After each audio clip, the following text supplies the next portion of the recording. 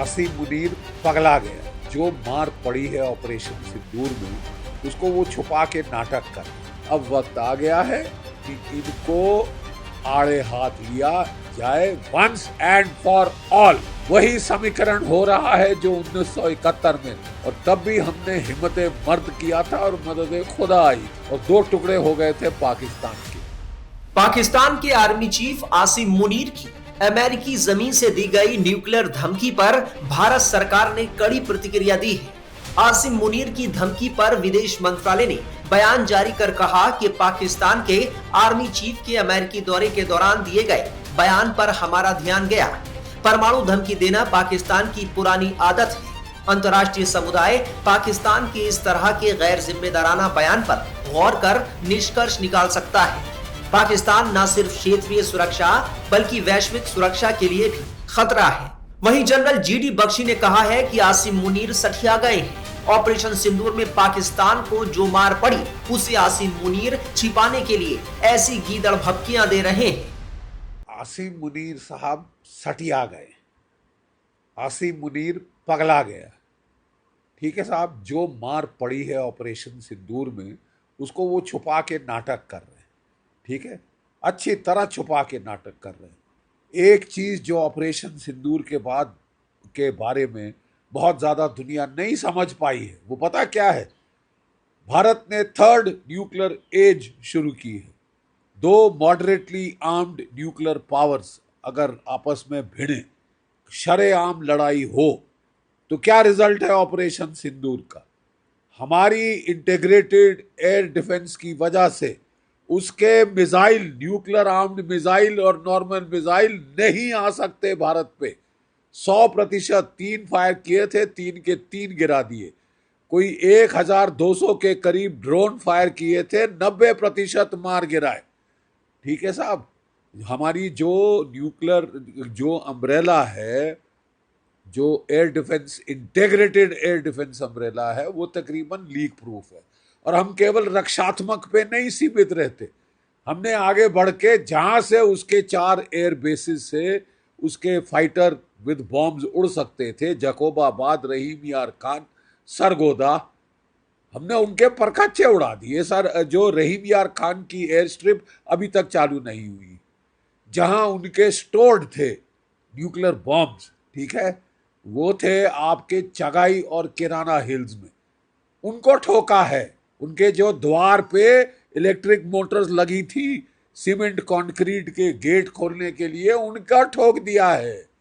वहां से nuclear bomb निकालना, झूठ मत बोलो, असंभव हो गया है, क्योंकि वहां न्यूक्लियर रेडिएशन कंटामिनेशन है।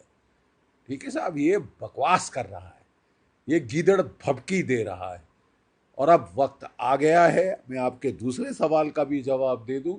जैसे कि उपेंद्र द्विवेदी साहब, हमारे आर्मी चीफ साहब ने बिल्कुल सही कहा है, अब वक्त आ गया है कि इनको आड़े हाथ लिया जाए वंस एंड फॉर ऑल।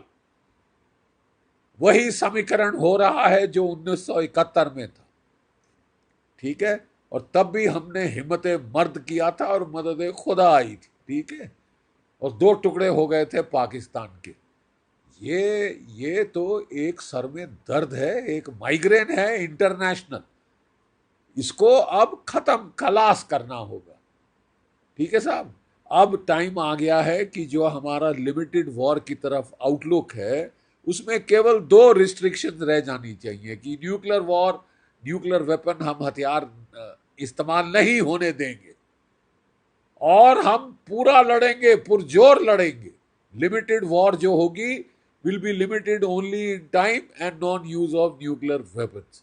ठीक है साहब, ये वक्त आ गया है। आसिम मुनीर अपने सर पे बुला रहे हैं। जब सियार की मौत आती है तो वो शहर की तरफ भागता है। ये समझता है इसको, जैसे कि पाकिस्तान ने सोचा था 1971 में इसको अमेरिका बचा लेगा, चीन बचा लेगा।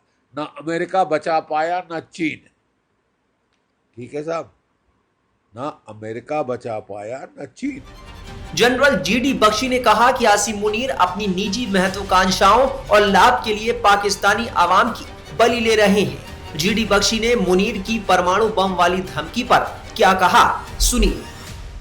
ये आदमी, ये शख्स अपनी पर्सनल एम्बिशन के लिए, ये इसने फील्ड मार्शल बनने के लिए, जो एयरफोर्स का चीफ था पाकिस्तान का, इससे सीनियर था,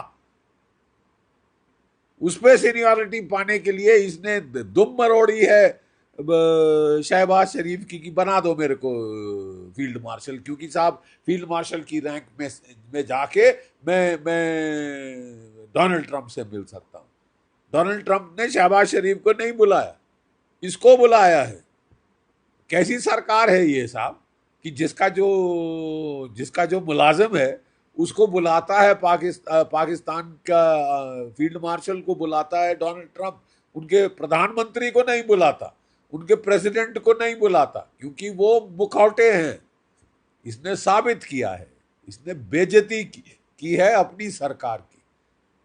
ये व्यक्तिगत इसने करने के लिए ऑपरेशन सिंदूर चलवाया को इसने शुरू कराया था, ठीक है, अपने लाभ के लिए। ये कितने लोगों को मरवा देना चाहता है, और अब कह रहा है कि मैं आधी दुनिया खत्म कर दूंगा। अबे आधी दुनिया खत्म, 170 है तेरे पास न्यूक्लियर वेपन्स, हाँ 170 न्यूक्लियर बॉम्ब्स है तेरे पास, आर्सेनल जो है उनमें से ज्यादातर सब किलोटन है। सब किलोटन मतलब 1.5 पौए 2 पौए के बॉम्ब, जो कि आप जो थे आपने इस्तेमाल रखे थे कि साहब अगर भारत जो है कोल्ड स्टार्ट करे, टैंकों से हमला करे, तो मैं टैंकों पे चला के थोड़ा रोकने की कोशिश करूँ। ठीक है साहब, हमारे पास जो बॉम्ब्स हैं 180 हैं जनाब, ज़्यादा है 180 से, और वो सारे के सारे 10 किलोटन के ऊपर वाले हैं। 50 किलोटन और उससे ज़्यादा के भी बॉम्ब्स हमारे पास है। अगर न्यूक्लियर युद्ध हुआ, एक चीज गिठान बांध ले मुल्ला मुनीर, एक चीज गिठान बांध ले, पाकिस्तान नहीं बचेगा। अगले 700 साल वहां पे अनाज नहीं उगेगा। 1/5 है भारत के साइज का। अपना पूरा न्यूक्लियर आर्सेनल भी फायर कर दे, तू कुछ नहीं कर सकता हिंदुस्तान का। ठीक है, हम अपना पूरा न्यूक्लियर आर्सेनल तेरे पे फायर कर दे, तेरे तो परखच्चे उड़ जाएंगे और हमें न्यूक्लियर आर्सेनल की जरूरत नहीं पड़ेगी। हमारे ब्रह्मोस काफी हैं तेरे लिए। समझ गया? मदीना 2.0 मुनीर, समझ गया? तेरे लिए हमारे ब्रह्मोस और स्पाइस मिसाइल्स, क्रूज मिसाइल्स काफी हैं। तेरा न्यूक्लियर कमांड पोस्ट उड़ गया है। डोनाल्ड ट्रंप साहब को मर्चें इतनी लग रही हैं क्योंकि उन्होंने जो पैसा लगाया था नूर खान के अंडरग्राउंड कमांड पोस्ट पे, उसके परखच्चे उड़ गए। जो कि उन्होंने ड्रोन कमांड पोस्ट मुरीद के एयरबेस में बनाया था, उसके परखच्चे उड़ गए। इनके जो कोई 8 से ज्यादा तो F-16 फाइटर जमीन पे ध्वस्त हो गए।